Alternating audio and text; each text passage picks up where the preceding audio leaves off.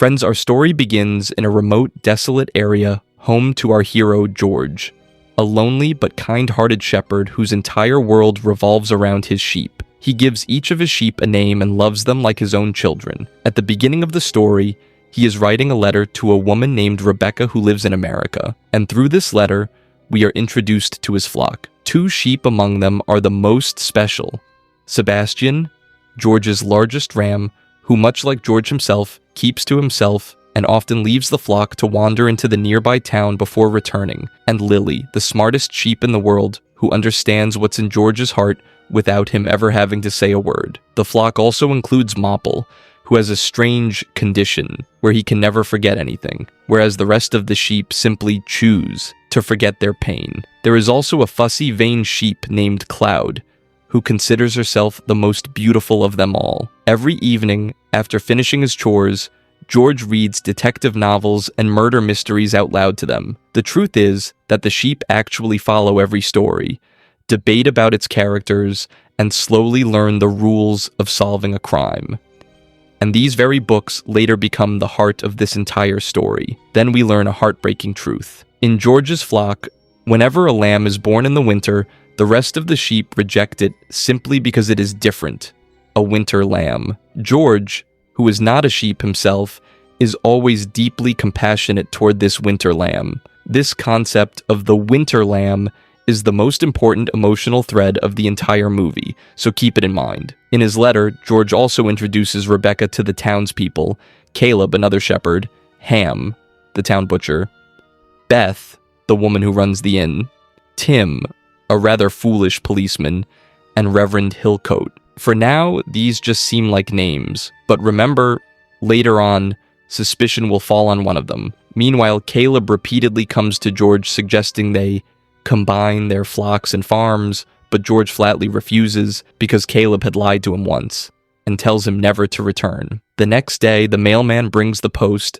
and this reveals something very sweet. The grumpy-looking George is actually a hidden romantic. For months, he has been sending love letters on rose-scented paper to a woman named Rebecca living in America. Who this Rebecca is remains a mystery for now, but it's clear that she holds a very special place in George's heart. Just then, a new face arrives in town, Elliot Matthews, who introduces himself as a reporter for a newspaper called Bigger Jab, and claims to be there to cover the Denbrook Cultural Festival. However, when he goes looking for the festival, he discovers that there is no festival at all. It's merely a small cash grab table set up by Beth. Keep a close eye on this new reporter. The guy isn't as innocent as he looks.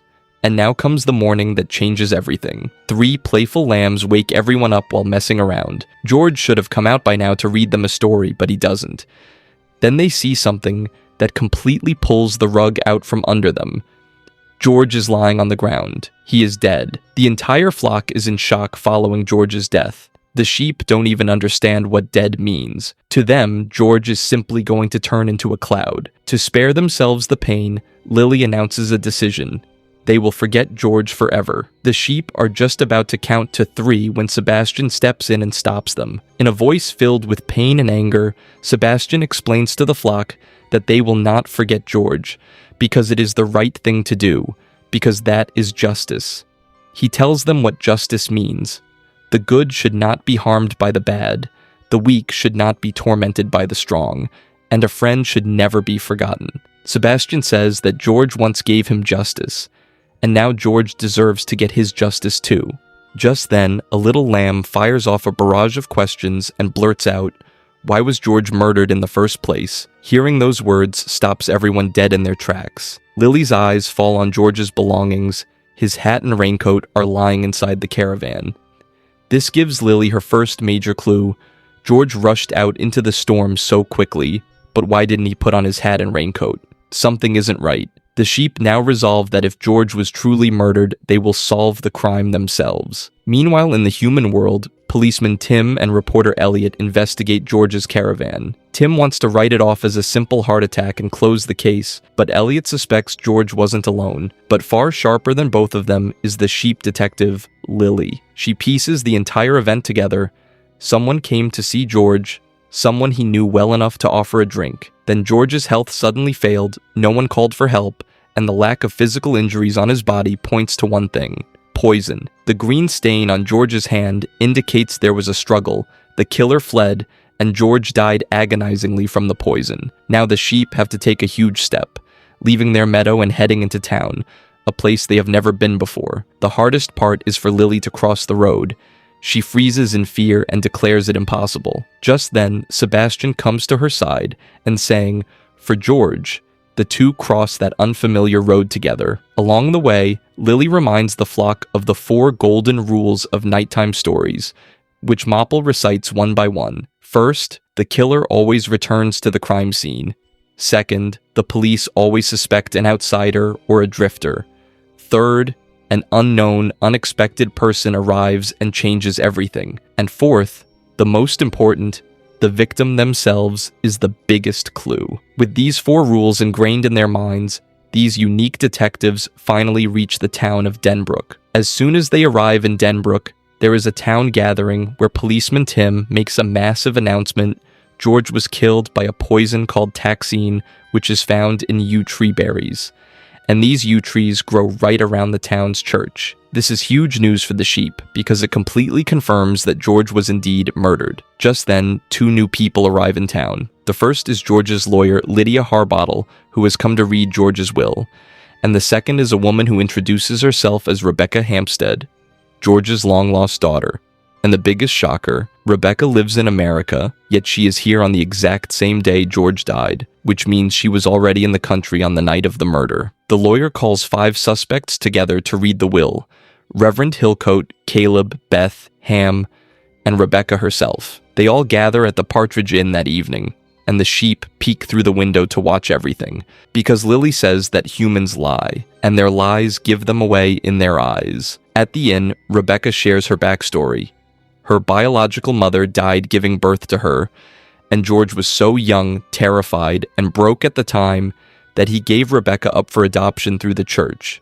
She also reveals that she has a twin brother who was sent away to South Africa. Then the reading of the will begins, and another secret drops. George also has a son, Peter Van Buren, who was listening in over the phone from South Africa. George had written a new will just 3 days before he died, and this will is practically a riddle.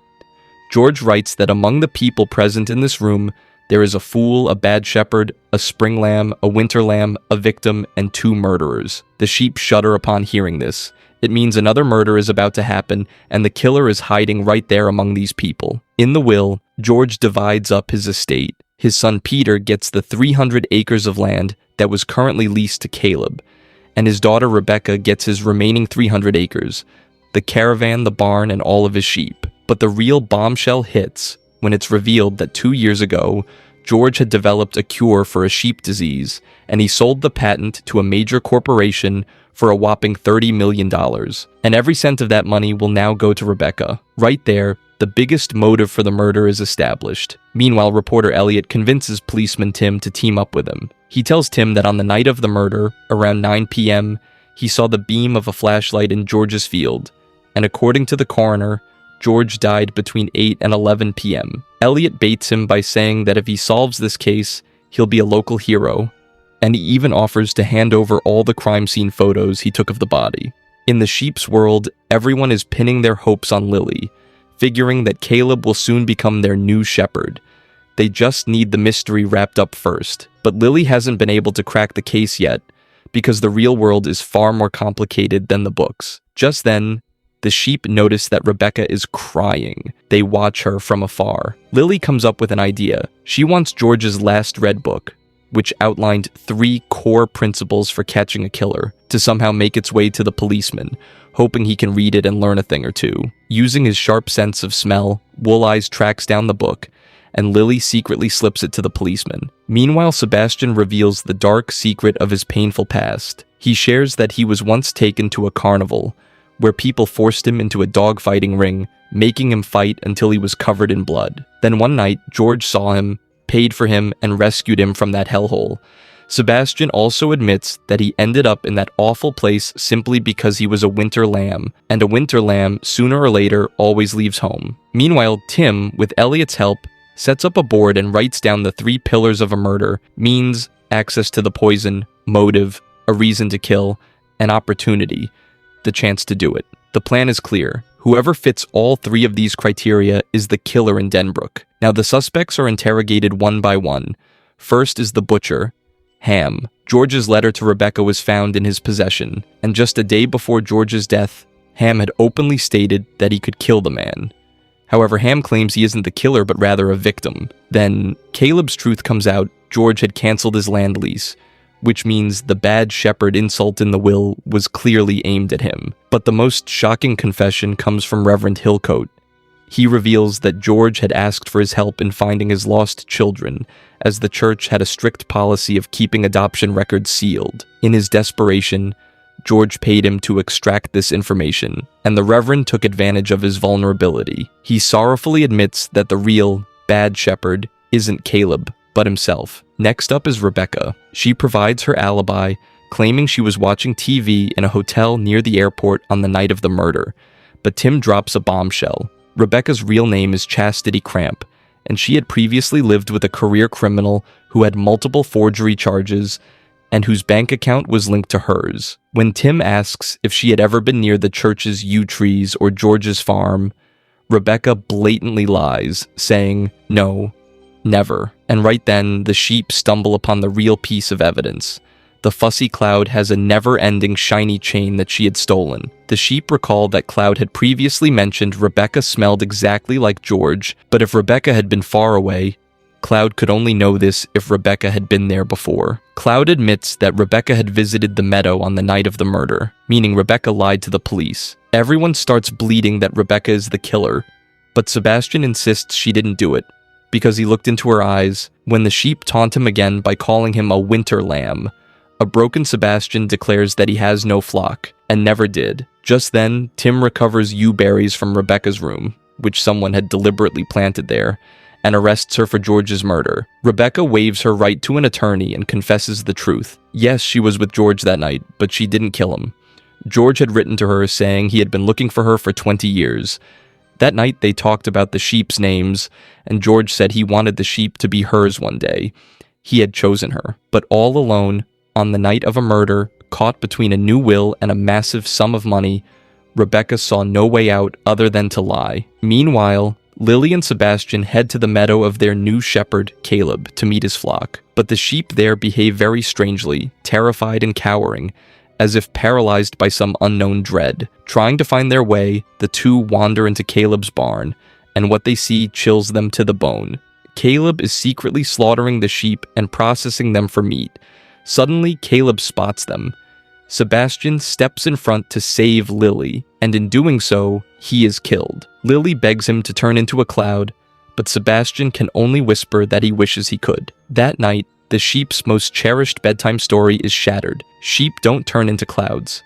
They actually die. Lily runs back to the flock and warns them that Caleb is going to butcher everyone, and if they don't escape tonight, they will all die. A completely shattered Lily is comforted by Mopple. He explains that while he remembers every painful moment, he also remembers his mother's face and the love of old friends. He tells Lily that remembering definitely hurts, but those memories are what keep the people we love alive. If Lily forgets Sebastian, he will have died for nothing. That same night, Lily sees George's ghost, the very same one the winter lamb claimed to have seen earlier. George explains that if she can catch the real killer, Rebecca will get the flock and all the sheep will be safe. He reminds Lily of that golden rule once again. The victim is the biggest clue, and that's when it clicks for Lily. George had two stained hands, one blue and the other green. The blue was from his sheep medicine, but why was the other one green? Lily teams up with Mopple to hatch a plan and sends the winter lamb inside Beth's inn through a small transom window. Causing an absolute ruckus, the little transom lamb sniffs out the exact piece of evidence Lily was looking for. And now comes the movie's big twist. Tim gathers everyone and reveals that Rebecca was framed. The real killer is the one with the most perfect alibi. The one who supposedly wasn't even in the country that night. Peter Van Buren, George's son from South Africa. And the ultimate bombshell, Peter Van Buren is none other than the reporter, Elliot Matthews. Hiding behind a fake accent and a phony identity, he had been right under everyone's noses from the start. His plan was diabolical. If Rebecca inherited the $30 million and went to prison for murder, all that money would automatically pass to the next of kin, meaning Peter. Finally, the mystery of the green stain is solved. In the struggle before his death, George had grabbed the killer's hair, which was colored with cheap yellow dye that ran in the rain. The blue medicine already on George's hand mixed with this yellow dye to create green. Peter had dyed his hair blonde so that no one would ever suspect he looked like his sister or his father. Tim plucks some of Peter's hair for a DNA test. Caught red-handed, Peter screams to kill them all, and this is where the sheep finally get their justified chance at a bashing. They leap into the fray and help pin Peter down. Just then, Beth hands Rebecca George's final letter. It turns out, Beth had been in love with George herself, but George only had room in his heart for Rebecca's mother. And when Rebecca asks for her mother's name, she uncovers a beautiful truth. Her mother's name was Lily. That was the very reason George had named his smartest sheep Lily. The forged will becomes invalid, but Rebecca still inherits all of George's sheep and land. Right then, Caleb and Ham approach her to buy the sheep, and Rebecca realizes that these are the two murderers mentioned in George's will, the ones secretly slaughtering sheep on her father's property. She flat out refuses them, takes the name Rebecca Hardy, and decides to care for the sheep herself, even planning to bring in more. In the end, Lily acknowledges something beautiful. The rest of the flock still thinks she is the smartest, but Lily admits she was wrong. She should have listened to the winter lamb who claimed to have seen George's ghost. And this is where the movie delivers its biggest message. Sheep are generally considered the dumbest animals, but that simply isn't true. Sheep are not only smart, but they are also inspiring. So folks, the real message of this story is this. Whether we are humans or winter lambs, we all yearn for the exact same thing, belonging, to truly be someone's own. Love is what allows others to belong to us, and only then do we belong to them. And perhaps the greatest lesson of all is that rejecting someone simply because they are different is the biggest foolishness of all.